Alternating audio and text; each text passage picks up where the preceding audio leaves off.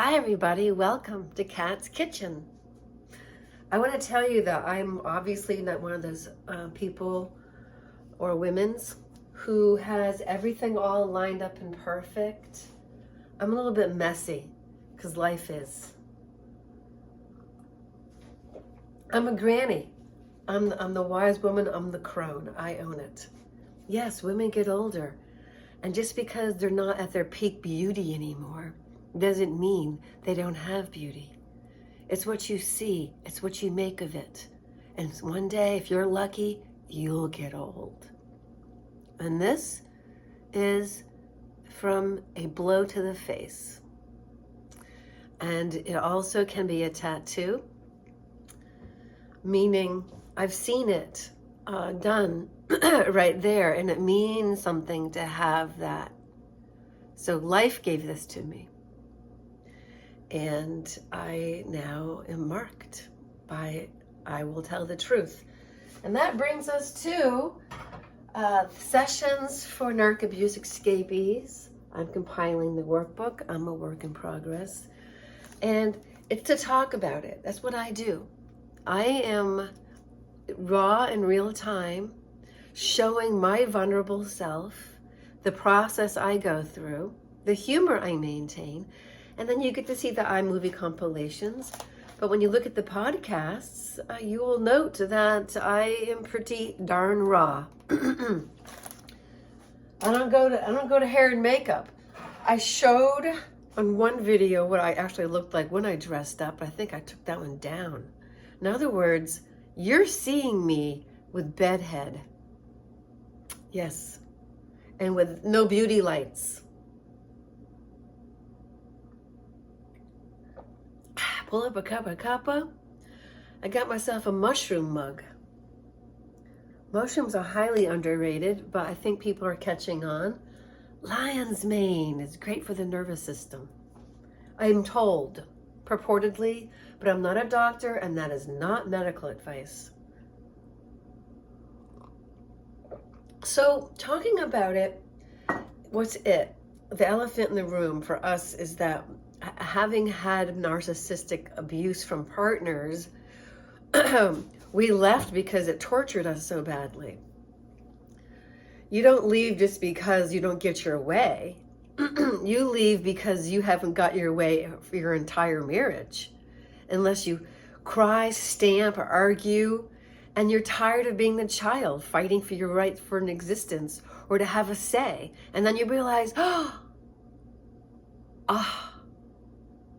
I've recreated my childhood. I've married somebody that makes me jump through hoops, bend over backwards, and do everything they ask of me without complimenting me for it, and don't do things that I need them to do without me being a bitch for it. Or they insult you. I've had 3 long-term relationships, and each time they start off not abusive, which is why you get caught. It's called the love bombing. Also, there's something called projection. I projected my goodness onto them.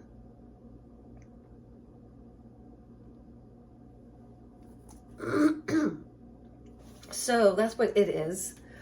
In other podcasts, we talk about healthy hate. What's the definition of hate? Is hate the opposite of love? What is the opposite of love? Indifference. Indifference is the opposite.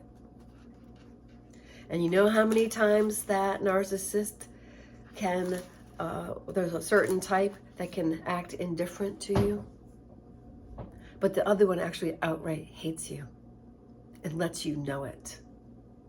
And that's a terrible thing to live with because it's an energetic. And you actually will feel it through your auric field, because dodos, we're not just a physical body. We have, and I apologize if I'm insulting those of you who already know it. Stop looking at the physical body like it's the only thing going on. There, I was just a bitch about it. Did you get it? This is Kat's bitching sessions. It's a little bit of a rant because when are people going to be not so stupid? please.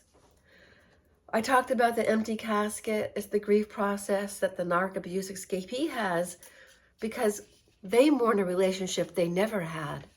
And by the way, when I met the widowers, both organically and through the Bumble app, and back a long time ago, I have tried this before. This is my first rodeo. I tried OkCupid, and that was in 2017.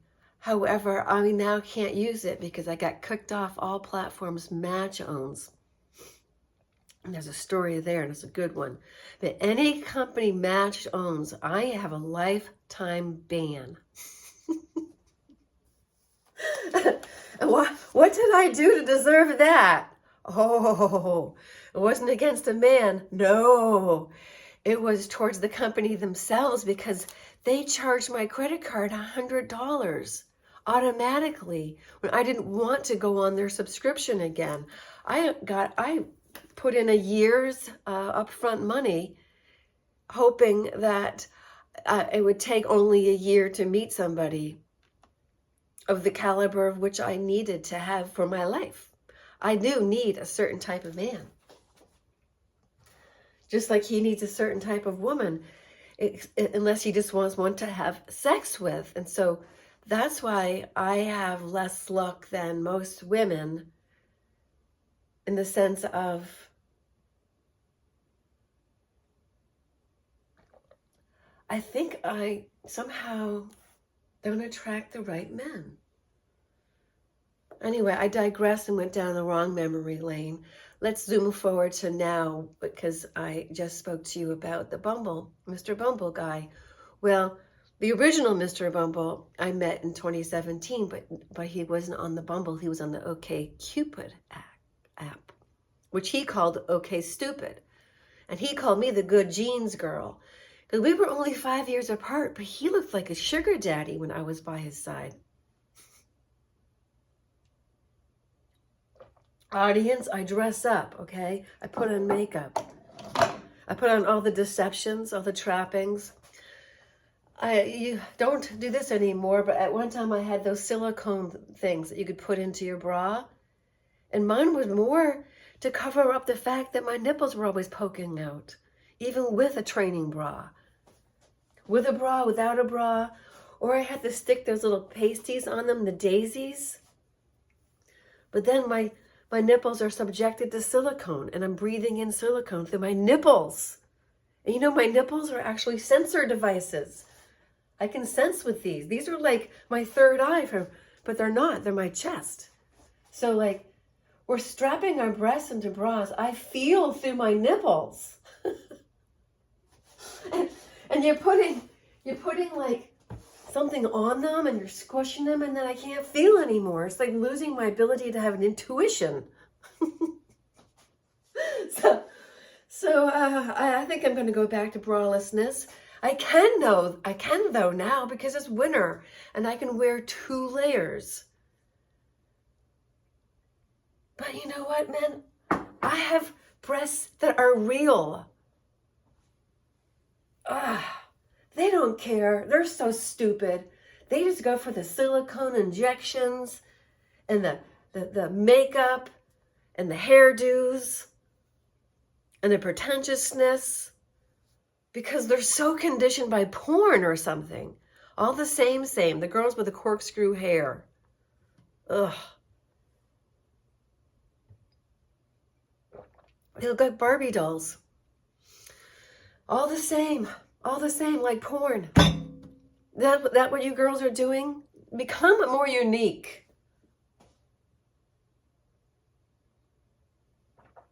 Oh, you know what YouTube said when I went on to how to actually get more subscribers? They said to not produce anything original. That's all I produce. The one video where I'm talking online about We're Not Boomers, Generation Jones, that one's popular. Why? Because I talked about stuff I found online. So we're paving the way. We're writing the book. We're writing it as we go. The book is Unwritten. That song is great. The book is still unwritten, and we're writing it. And this is a guidebook, and I'm your guide. And I'm, excuse me, morning phlegm. I'm IT yoga guide at gmail.com. And this is me at my shaggiest, messiest. It's not bad. That way, when I get all dressed up, I become more impressive. You know, Sheryl Crow will be the first to tell you that she looks horrendous without her makeup on. Do I think I look horrendous? Or did she say that? I don't know. I saw Side by Side, and she was pretty much like Jamie Lee Curtis telling the public, "We deceive you, motherfuckers." That's what they were saying.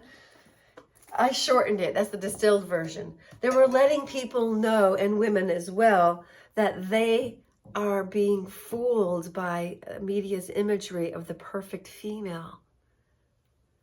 Because she only exists if she's a Victoria's Secret angel model back before the woke ones arrived. It's like there's nothing more beautiful than a naked woman in your bed if you're a man. Other than the Victoria's Secret angels. Oh my God. I'm telling, I speak the truth. I got the little mark there to prove it. Hey, I love men. And that's my problem, which is why it's really good that I'm now loving myself and I'm advocating for myself. And I'm giving myself the love that I deserve, that I gave so willingly and so generously to these men that frankly didn't deserve it and abused me. Why? Because I was abused as a child my entire life. And that means I was in a cult of the mind my entire life. And it took me until I was well into my, I think I was 59 before I realized what was going on.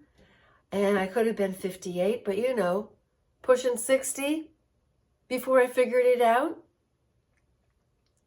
So now we have the language for what narcissistic abuse looks like. We know now. And that's not what this video is about. This video is about talking about it. So find that support group, whomever it is.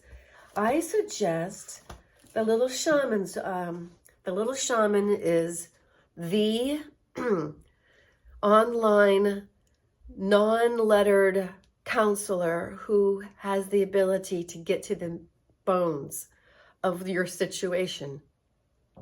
And while I was living under the roof of the narcissist, and I didn't have a support system at all, and there were flying monkeys everywhere, and this was in Virginia, my girlfriend Corrine came and saved my life. And it was all because of a Facebook post. And it was all because my Narc kicked me out of the house. He was basically saying, "You're going to move out and Steven's moving in." He tells me this in a text message as I'm walking. I go for walks. He used to go for walks with me in the love bombing stage. No, not when you move in with them. When they move in, the minute you move in, they want you out and they hate you. And every day you're experiencing them hating you, them resenting you. You're in that duress for so long that any demonic online troll who writes something stupid in the comment section,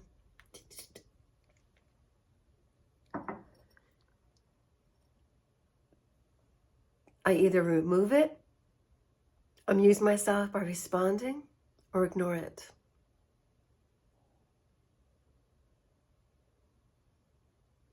Because after what we've been through as true victims of a narcissist, a psychopath, people don't know how bad it is, really. They see me laughing, making videos, and they suggest, these demonic trolls, that I was responsible. Oh, yeah, I was. I was responsible, all right, for choosing a family on the other side that was going to fuck me over mentally, so that I would be set up for it emotionally and physically for the rest of my life if I stayed in those relationships. I was conditioned to accept it. MK Ultra at its finest, the birth family.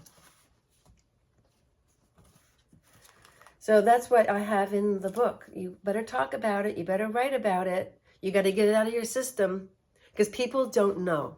But we do. We do. Yes, and the grieving process comes in waves.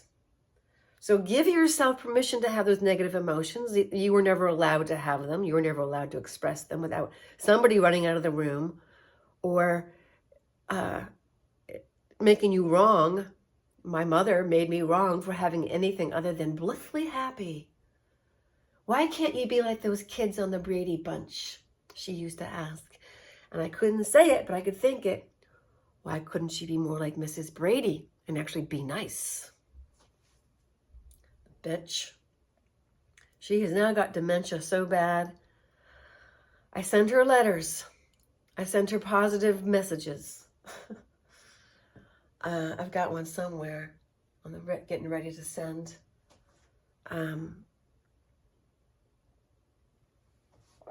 It's a marathon when you have been raised by a narcissist. So stress release is really important. So get into some exercise. You might even start off with punching bags and boxing gloves. But in the post-narcissistic abuse recovery, there is a detoxification process. You're going to have grief. You're going to have regret. You might even blame yourself. Don't take the blame. There is no blame. There is no shame. Don't play the shame and blame game. That's the narcissist's favorite move. That's the dysfunctional toxic family's favorite go-to. Shame and blame is find somebody to blame it on. Who's the scapegoat? Don't buy into any of that, including within yourself, because now that I have decentered men and I'm taking a break for November and December from all dating, there are 2 men who I have communicated to on the Bumble app, who then are the only ones that will see my profile pictures.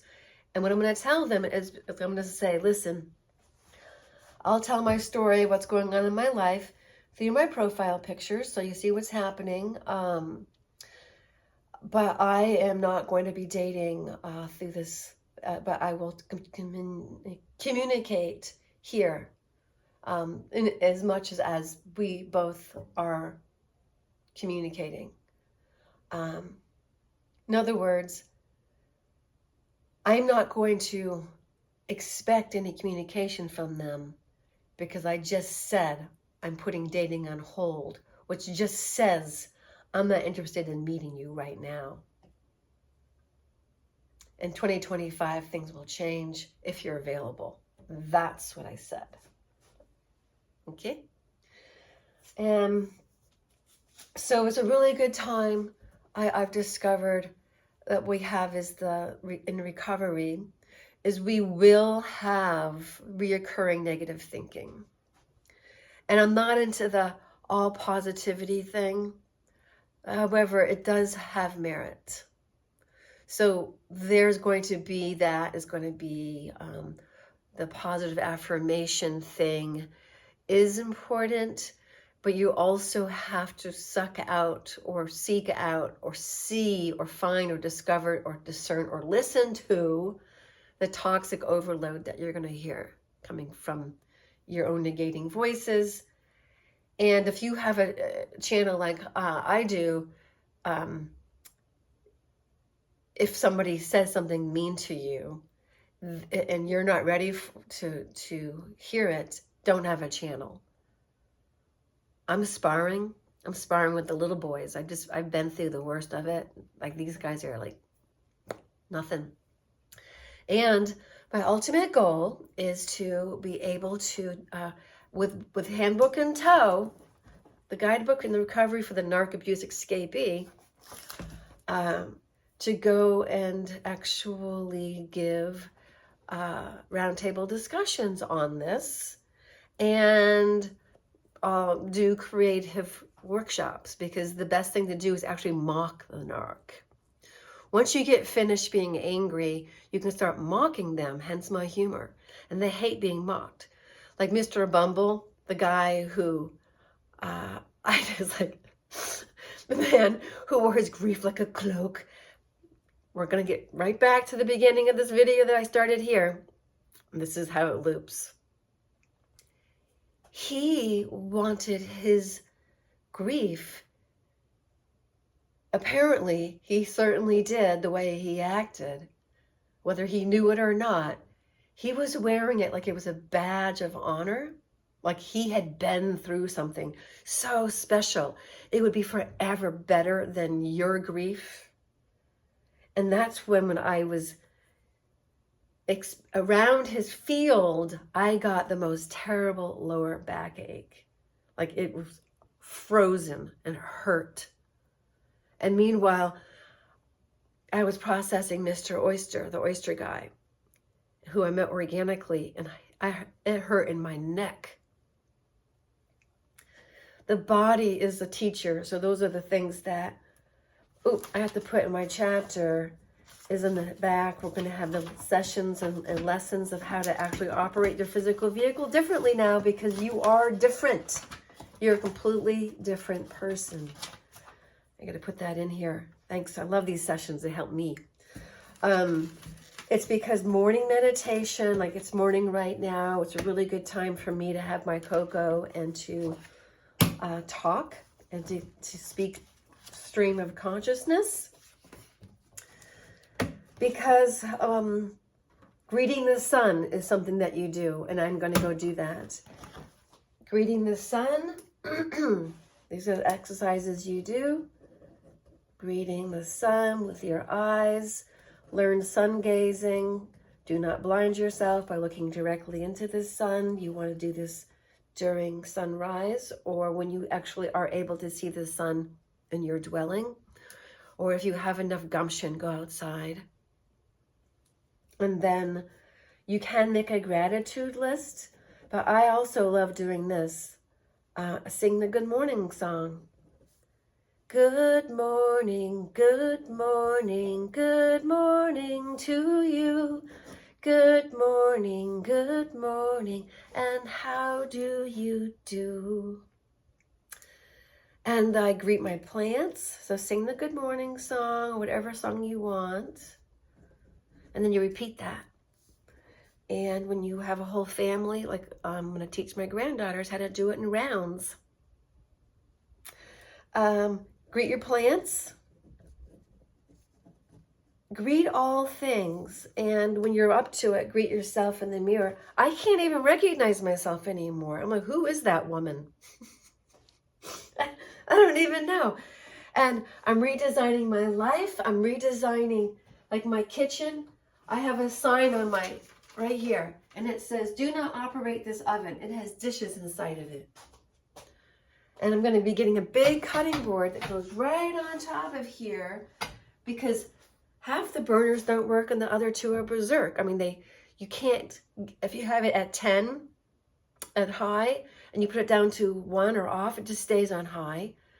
So you have to start off with low, low, low, which means you have to use 2 burners to cook, one to get it started and the one to keep it going at the temperature you want. You have to start 2 burners well ahead of when you're going to cook, and then operate them so that you can move it from the one that's the high temperature to the low temperature when it's up to boiling, if that's what you're doing, like making a sauce or something. So yeah, I'm doing that. I just got assembled a wire clothes hanging thing, because I need to have a little hanger outside of the closet of the clothes that I'm trying on, or I've worn them for like 3 hours, or like this right here. I'm wearing it over this right here. So this isn't going to go into the hamper yet. It's going to get several uses, but the one that's close to my armpits, this one will get cleaned. This one will come off and become laundry. This one will go on a hanger and hang up. So living alone, solo, being solo is so, so, so important for the narc abuse escapee. Do not get back straight into a relationship right away. Oh, no, no, no. Do not, do not, do not. Do not do that. And I can see the patterning I have had in my life, of in which case I have jumped from one to one to one. And and I made the same mistake. So I take full responsibility, and I'm well aware that I made these choices, which is why I see it now. Which brings me to Mr. Bumble. So he was all about the grief, and all about also directing and leading and setting the pace and testing my my boundaries. I already told him it would take a month of knowing a man before I would ever go to his house. And he invites me in text. And I said, only if we can take the dogs for a walk. In other words, I didn't say yes. I didn't say no. I never did go over. Because he, being the narcissist that he is, realized I wasn't falling for his bait. When you set clear boundaries, I'm available Friday or Saturday, they have 2 weekends in a row with their daughter. I mean, just tell me the truth, man. Just tell me you're dating other women. That's all. I don't care.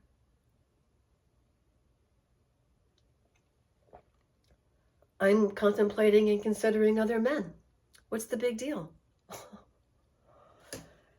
But then he comes back and he says, first he goes, he had 2 weekends in a row with his daughter. She's a newlywed. He goes up there for the weekend. Then the following, the newlyweds come down. They're going to spend 24/7 together. This is all BS.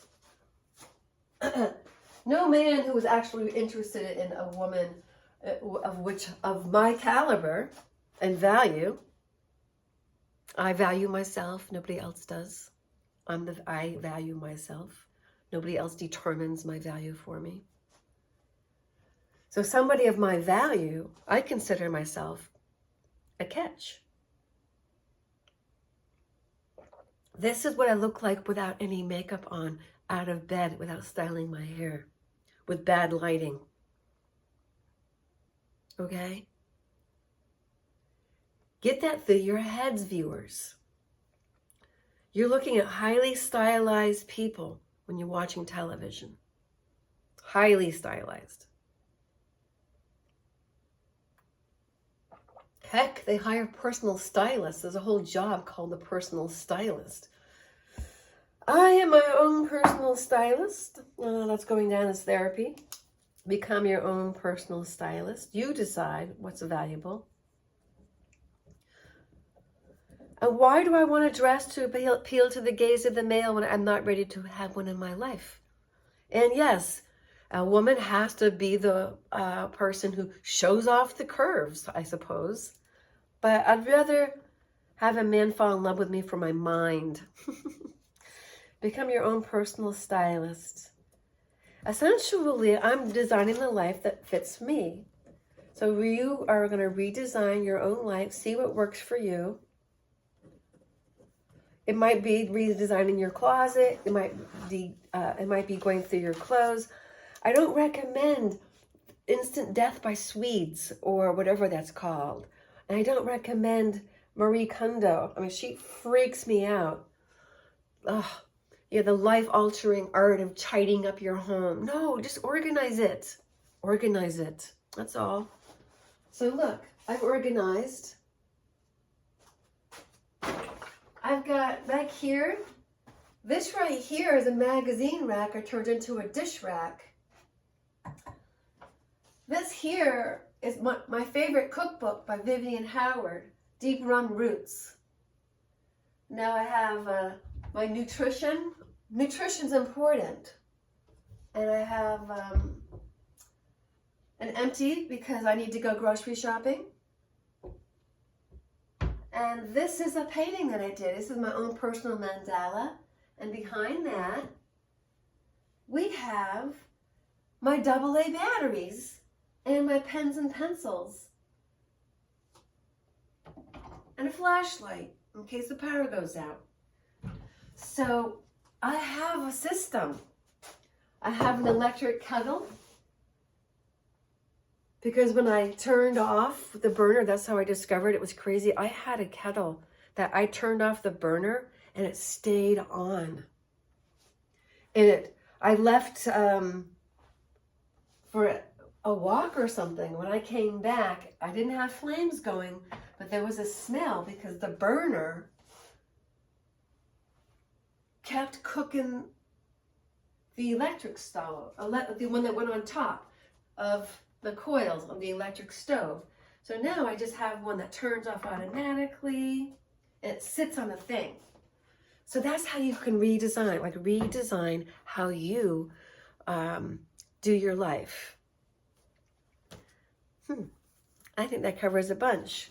We will go more into this positivity thing. I have a bunch of affirmations I'd love to read to you and reminders and things like that to be able to provide you with fodder for the brain, like thinking about your life differently and allowing yourself to blossom and become your fullness of who you are, because you're no longer in the tyrannical presence of a pathological narcissist. And I emphasize pathological because they are. They are. We've been in the not-so-fun house. We escaped an insane asylum. We are narc abuse escapees. We're like, heck no. I'm not going to live in hell when I know heaven exists here on earth and I can create it. And that's what we do. That's what we do. And it takes a very strong person to actually survive narcissistic abuse and to get past it without being so crushed and demoralized they can't live their lives. Seriously, people can come out of these relationships so damaged, they'll never be able to do spiritual kintsugi. But I'm a work in progress, and I am doing my lifetime of spiritual kintsugi, which is when you go back and you reframe and you extract and you pick up the piece of yourself that was negated and you bring it back into your own wholeness. And the golden truth is what glues it together.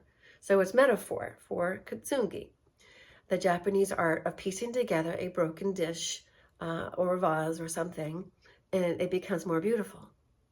So we become more beautiful because of what we've been through.